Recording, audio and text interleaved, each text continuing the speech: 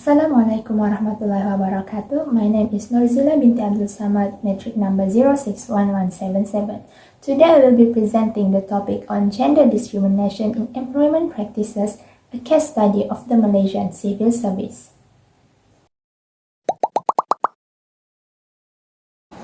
Gender discrimination in workplace generally means an employee or staff are treated differently because of their sex or gender identity.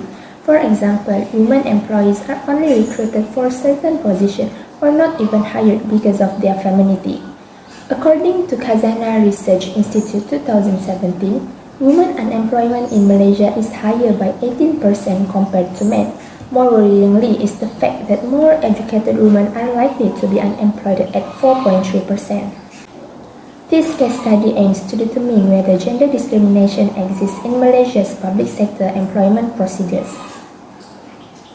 Gender discrimination can occur in two ways: explicit and implicit bias.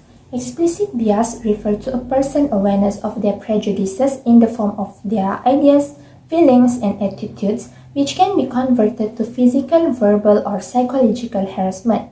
The most popular types of explicit bias are sexual harassment, unfair salary payment, and bias in the allocation of work assignment or promotions. On the other hand, implicit bias may be present without the individual being aware of it in their words, actions, or behavior.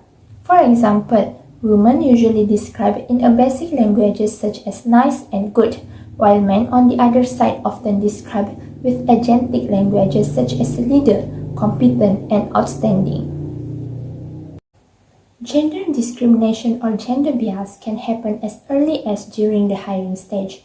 When assessing and choosing the best candidates, recruiters might be influenced by gender stereotypes, especially when it comes to specific job skills. For example, work that need technical skills or harsher work conditions is often given to men candidates without viewing the ability of women candidates. The perception of men does better than women in specific job skills is what influences the final decision of recruiters when choosing suitable candidates.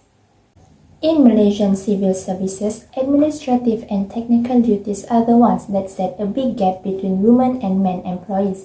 Women are seen to be more capable and suitable for office and administrative work. On the other hand, men are given preference for professions that need technical expertise and involves more demanding working circumstances such as night shift work and on-site duties. Although both women and men candidates have the same qualification on the technical jobs, men are preferred to be recruited by managers because of their ability and strength. Khazanah Research Institute 2018 discovered that only 3.1% women become managers in the Malaysian workforce. Some managers also view married women employees as a burden rather than a benefit to the company. This is due to women's biological function related to their mother's reproductive role that give birth and raise their children.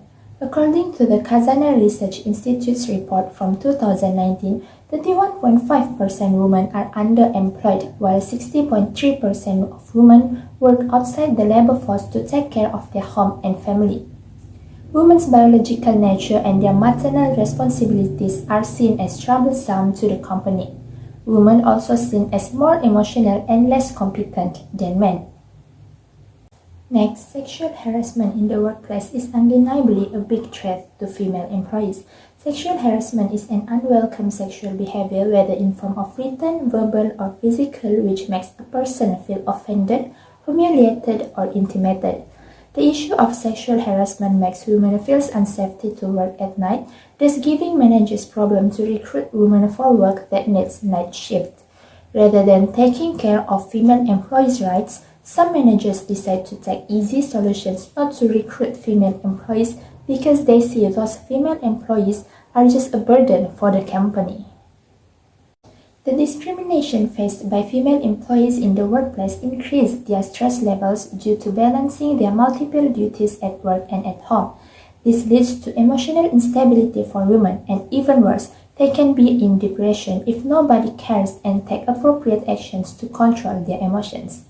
In a survey by Sharifa Shahira, 74.8% of the respondents consist of women in the public sector facing work and family conflict, and 58.6% say that their higher management does not understand their commitment and situation in handling their family problems. In a nutshell, the study shows that gender discrimination still exists in Malaysian civil service employment practices. However, because these things take place outside of the system, gender discrimination is difficult to identify unless one has experienced it first. The respondents from the case study, and tragically all Malaysians, accept gender discrimination on an equal basis, since many believe that men and women are naturally have different characteristics and skills. Government should take actions to minimize gender discrimination in public employment practices, hence bring awareness to society about gender equality and women's rights in workplace. Some actions that can be taken by the government are tighten the employees' rights, especially women employees, in the Employment Act 1955.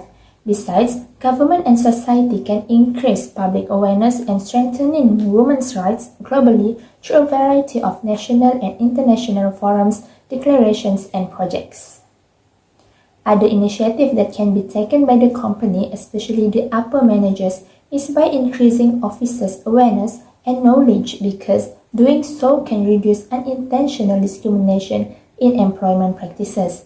Furthermore, all employment activities including recruiting and selection, career development, promotion, and performance evaluation should effectively emphasize and incorporate gender equality provision. These actions from government and the companies themselves help in upholding women's justice in the workplace, hence protecting women employees from facing discrimination in the workplace and the society. That's all from me. Thank you.